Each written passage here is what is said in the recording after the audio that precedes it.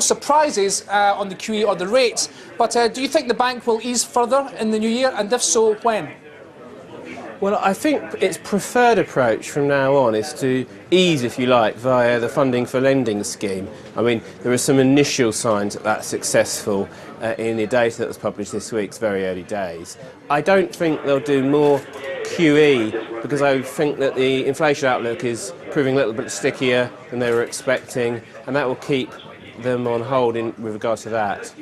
So no more QE then? Yeah, no more QE, that's our central call. I mean, there's obviously clearly a chance. We've seen some fairly dovish talk from MPC members of late. They might come back to it. I don't think they'll do so before May or so next year, though. We're going to get a weak GDP print. That's baked in the cake for Q4, just because of the correction from some of the Olympic boost in Q3. But I don't think they'll be able to see through that sufficiently to know what the underlying position is in February, so I think they'll wait until nearer May before they come back, if they do any more at all. Isn't it the case, though, that as we heard from the Chancellor and the OBR yesterday, the growth outlook is pretty grim? Our main trading partner, the Eurozone, is looking pretty grim there as well, and the latest rhetoric from some of the Bank of England hawks, if you like, has become a little more dovish. I think that is right, yes. I've been surprised of late by some of the MPC members such as Broadbent and Fisher making fairly dovish sounds. I think, though, the major problem in the UK is bank lending, and the most effective way of addressing that is through schemes, credit easing schemes really, such as the FLS. So I think that should be, and probably will be, the route they take.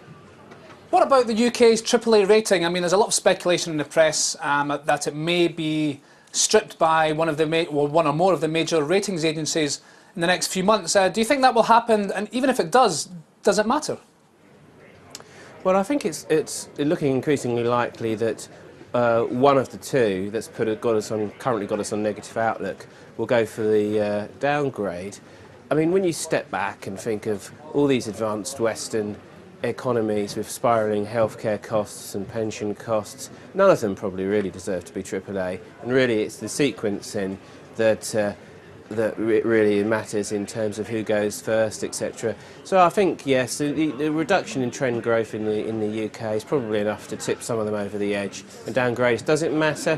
Well, maybe at the margin, but you do have to remember that the UK has a pretty solid characteristics in terms of its bond market. Very long maturity of debt, very large proportion of it held domestically. So I don't see a big spike up in yields if we're downgraded by a notch or so. I mean, the Japanese example is an obvious one where they were downgraded. Look at the bond yields today. So I don't think it's a major concern.